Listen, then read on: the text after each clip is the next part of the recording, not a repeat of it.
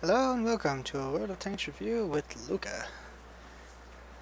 Today we're going to be looking at the German Tier 9 Heavy, the E75. Um, well, start off with, it's a very big machine. It's actually a little bit bigger than the King Tiger. It's Tier 8 equivalent. Substantially heavier, weighing up to 96 tons. Has a decent engine, 900 horsepower. They nerfed that quite a while ago. It used to have a 1200 horsepower engine, but I didn't have it then, so I honestly couldn't say how it performs, if it performs differently now as compared to what it did when it had the 1200 horsepower engine. But it gets around the battlefield okay. Has a top speed limit of 40 kilometers per hour with a whole traverse of 30 degrees per second. Ground suspension is okay, and you can reasonably expect to get up to around 35 kph on most maps. Doesn't climb hills so well though, as it is a very heavy tank. Let's see. Don't know the exact power to weight ratio, don't know the formula for it, it's not showing me, so I can't really comment on that. Armor wise, very well protected from the front, 160 degrees, or not degrees, 160 millimeters thick at the front, and that's here on the top plate, which is this area right in through here. Basically it's just this entire wedge of steel right here. You can actually get an appreciation for just how thick that is by looking at the side of the tank. The Germans had a way of interlocking the armor like this. Did take a little while extra to cut the steel like that and get it to fit just right,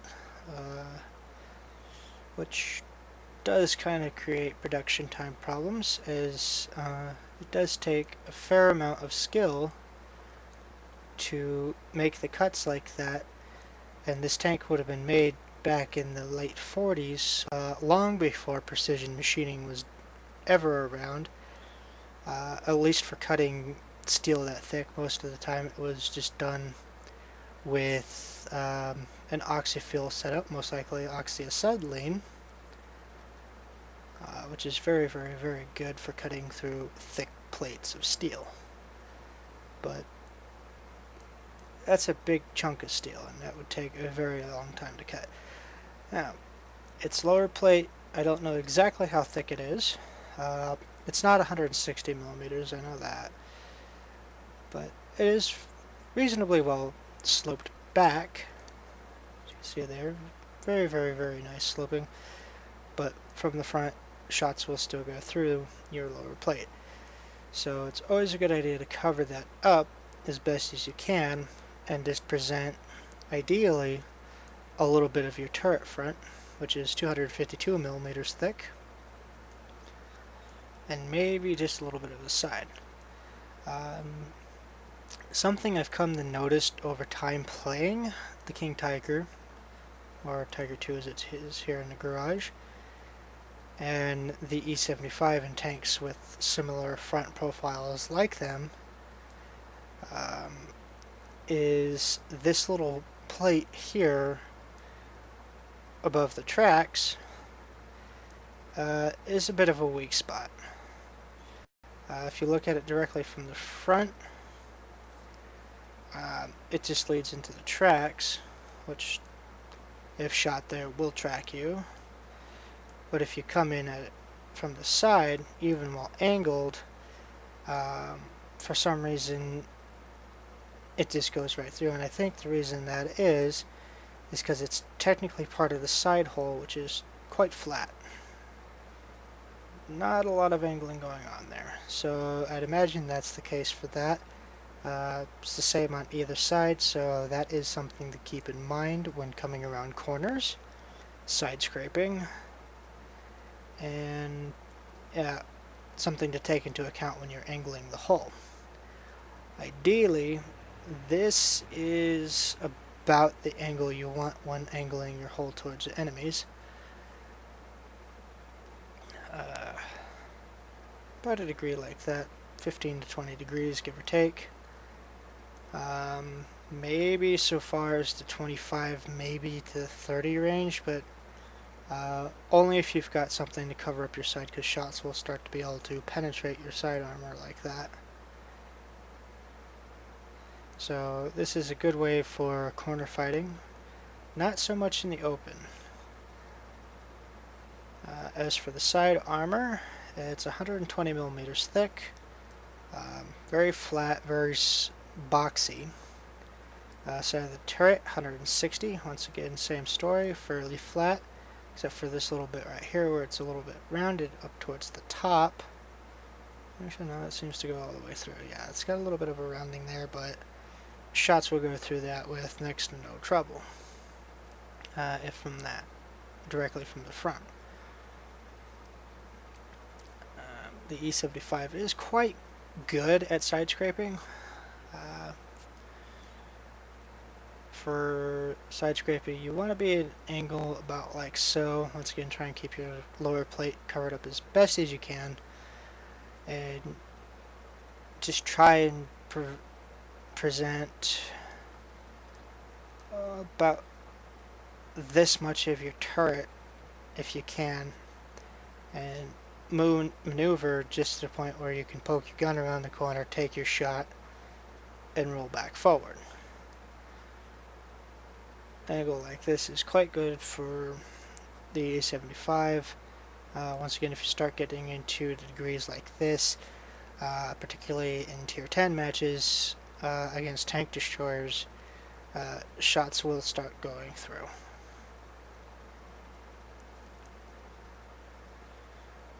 Rear armor, 120 millimeters thick, sloped back quite nicely, but still, for the guns that are going to be shooting at it most of the time, well, pretty much all the time, about 8 out of 10 shots will go through that, even with tier 7 tanks. This is quite a tall tank, so it can make use of some of the rubble and city maps, particularly, and some of the rocks on the more open maps.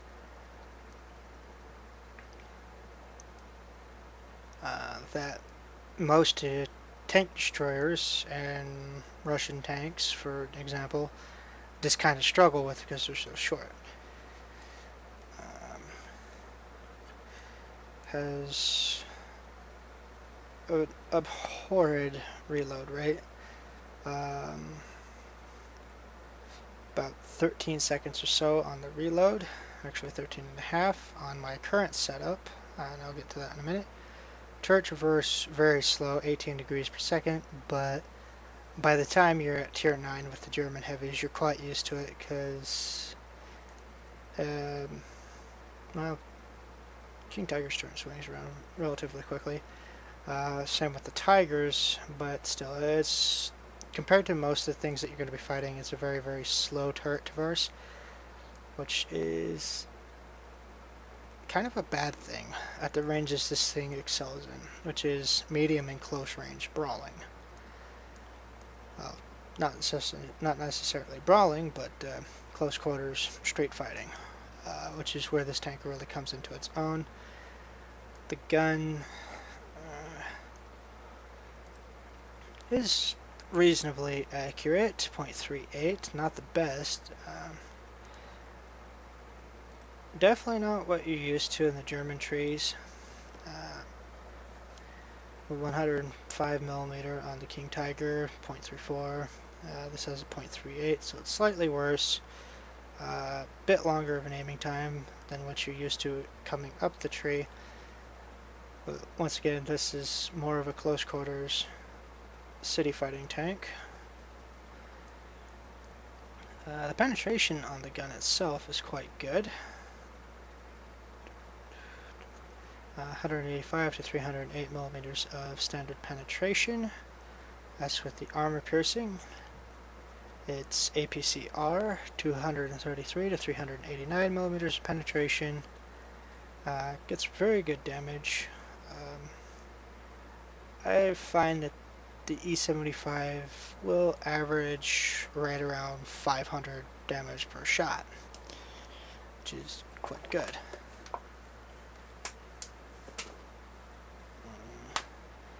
Signal range, 710 meters on average. That's just the base radio. Now, before I get too much further with this, my garage, or at least my information, is going to be slightly different than what you have in your garage in most cases. The reason why that is because I have a few mods from the Aslane's mod pack, and I believe it's one of the XVM settings that allows me to see the base, which is what it'd tell you in the vanilla garage, and what mine actually is. So the base for the radio is 710. Thanks to perks, situational awareness, mine is 740. Base view range of 400, which is quite good, with an actual of 419. Once again, perks are kind of coming into action on that one. 19 meters isn't a substantial boost to anything, but it is nice to have.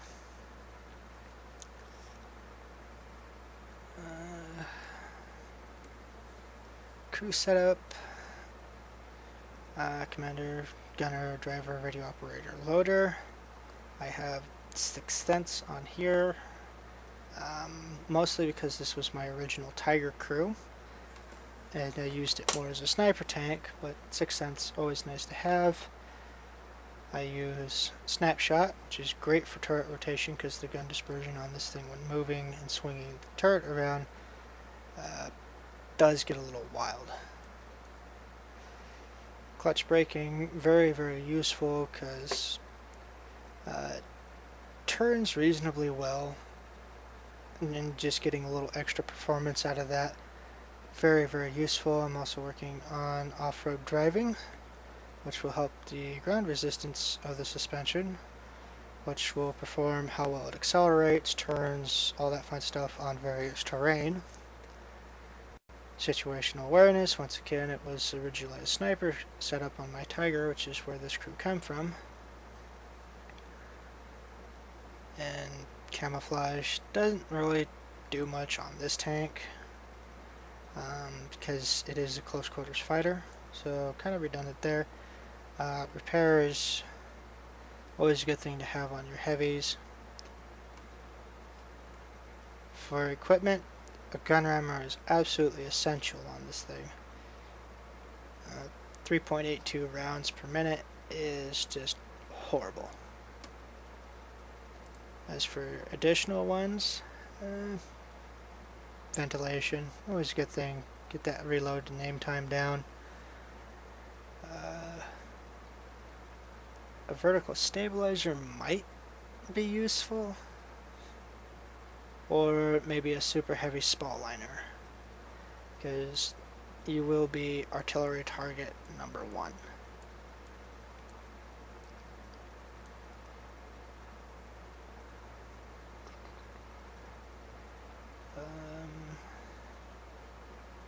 Well, I don't have any gameplay footage, so this has been Luca, bringing you a World of Tanks review on the E75. See you next time.